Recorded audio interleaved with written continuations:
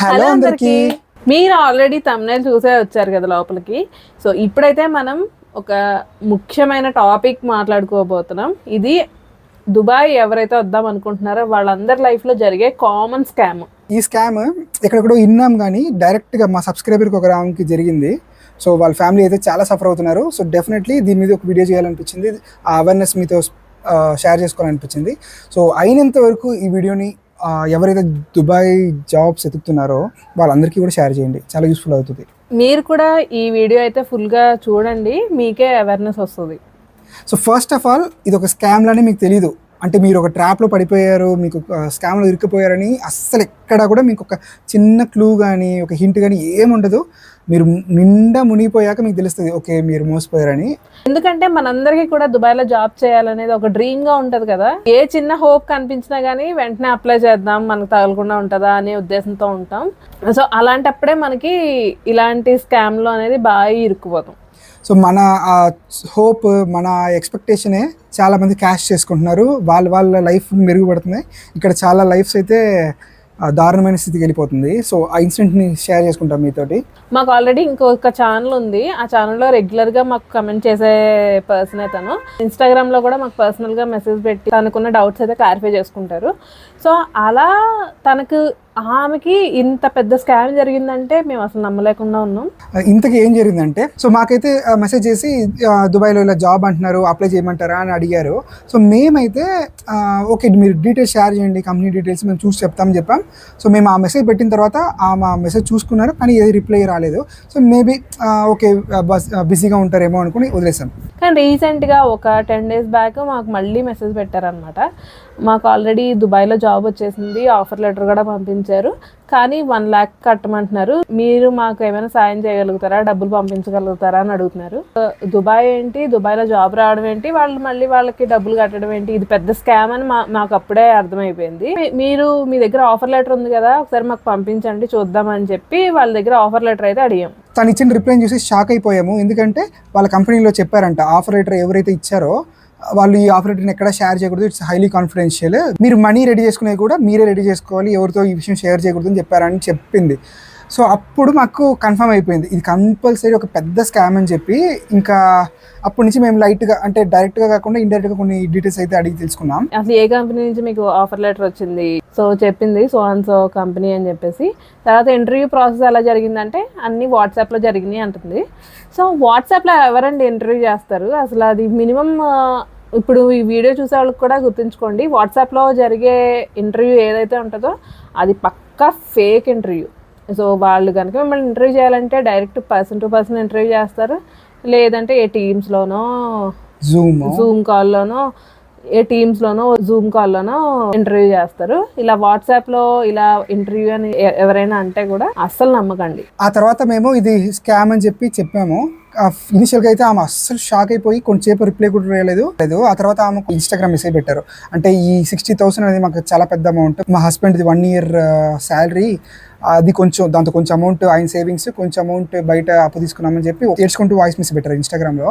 ఆ తర్వాత ఇంటర్వ్యూ ఎలా జరిగింది అంటే డైరెక్ట్గా ఆమెకి స్కామ్ అని చెప్తే ఆమె తీసుకోలేకపోతుంది, నమ్మలేకపోతుంది. సో కాబట్టి ఒక ఇంటర్వ్యూ ఎలా జరిగిందని అడిగితే తను ఏం చెప్పిందంటే నీకు ఇలాగ వాట్సాప్లో కాల్ చేసి ఇంటర్వ్యూ చేసుకున్నారు, ఆ ఇంటర్వ్యూకి షార్ట్ లిస్ట్ చేయడానికి 20,000 అడిగారంట, పంపించేశారు. అప్పుడు మమ్మల్ని ఏమీ కన్సల్ట్ చేయలేదు, అడగలేదు. అయిపోయిన తర్వాత ఆఫర్ లెటర్ పంపించాలంటే ఇంకో 40,000 అడిగారంట, అప్పుడు కూడా ఆ 40,000 కూడా పంపించేశారంట, అది కూడా అప్పు తీసి.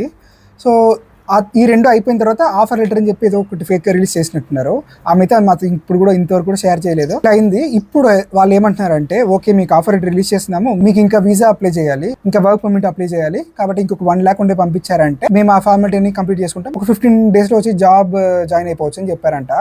ఈ 1 lakhలోనే ఫ్లైట్ టికెట్స్, వీసా, ఇవి కాస్ట్ అంతా ఇంక్లూడ్ అయిపోద్ది, ఇక్కడ అకామిడేషన్ కూడా ఇంక్లూడ్ అయిపోద్ది మీకు జాబ్ వచ్చే వరకు అని చెప్తున్నారంట. మీకు ఎవరైనా జాబ్ తీసిస్తున్నాం డబ్బులు కట్టండి అంటే అస్సలు డబ్బులు కట్టకండి, ఎందుకంటే వాడు నిజంగా మీకు జాబ్ ఇద్దాం అనుకుంటున్నాడు అంటే మిమ్మల్ని ఎలాంటి డబ్బులు అడగడు. ఫస్ట్ ఒకవేళ అడుగుతున్నాడంటే మీరు 1-2 సార్లు ఆలోచించుకొని మీరు నెక్స్ట్ స్టెప్ ప్రొసీడ్ అవ్వాల్సి ఉంటుంది. సో ఈమె కేసులో ఏమైందంటే ఇలా అయింది కదా, ఇలా మెసేజ్ పెట్టిన తర్వాత మేమైతే ఎక్స్ప్లెయిన్ చేయడానికి ట్రై చేసాం మెల్లగానే. యాక్చువల్లీ ఇంకైతే మీరు డబ్బులు కట్టకండి ఫస్ట్ చెప్పేసాం, ఇదైతే పక్కా ఫ్రాడ్, సో డబ్బులు కట్టకండి అని చెప్పేసాం. ఆ తర్వాత కూడా ఇంకేదైనా ఇది చేయడం ఉంటుందా, ఆ మనీ రికవర్ చేసే అవుతుందా అని చెప్పారు. సో ఇవన్నీ కూడా చాలా స్కిల్ఫుల్ వాళ్ళు చేసే ఫ్రాడ్స్. సో నెక్స్ట్ డే నుంచి వాళ్ళ మొబైల్ నెంబర్ కలవడం లేదంట. మనీ ట్రాన్స్ఫర్ అయిపోయిన తర్వాత మళ్ళీ వీళ్ళు వాళ్ళని కాంటాక్ట్ చేద్దామంటే వాళ్ళ నుంచి ఎలాంటి కాంటాక్ట్ లేదంట. మీరు లాస్ట్ మెసేజ్ అయితే మీరు 1 lakh పంపించండి, అప్పుడే మీకు రెస్పాండ్ అవుతాం అన్నట్టుగా వాళ్ళు మాట్లాడుతున్నారంట. సో ఇలాంటివన్నీ చాలా కామన్ అయిపోయినాయండి. ఈవెన్ చదువుకోలేని వాళ్ళు కూడా మోసపోతున్నారు, చదువుకున్న వాళ్ళు కూడా మోసపోతున్నారు. సో ఇలాంటి డబ్బుల విషయంలో మీరైతే చాలా జాగ్రత్తగా ఉండాల్సిందే. సో ఇలాంటి స్కామర్స్ని మనం ఎలాగా ఐడెంటిఫై చేయొచ్చు అనే వాటి గురించి కొన్ని రెడ్ ఫ్లాగ్స్ అయితే ఉంటాయి. ఫస్ట్ది ఏంటంటే, ఫస్ట్ వాడు వచ్చి మిమ్మల్ని డబ్బులు అడుగుతున్నాడంటే దానికి బిగ్ నో, వాడు ఫస్ట్ స్కామ్ అనే మీరు అర్థం చేసేసుకోవాలి. అక్కడ కూడా సరే మీకు నమ్మకం ఉంది ఆ పర్సన్ మీద, సో కొంచెం వెళ్దాము ఆయనతో కొంచెం జర్నీ చేసిన తర్వాత తెలుసుకుందాం అనే మీకు థాట్ ఉంటే, సెకండ్ ఏంటంటారా, ఇంటర్వ్యూ ప్రాసెస్ అనేది మీకు ప్రొఫెషనల్గా జరగకుండా ఏ వాట్సాప్లోనో ఏ ఫోన్ కాల్లోనో అవగొట్టారు అనుకోండి, అది ఇంకొక పెద్ద రెడ్ ఫ్లాగ్. దాన్ని కూడా నమ్మకండి.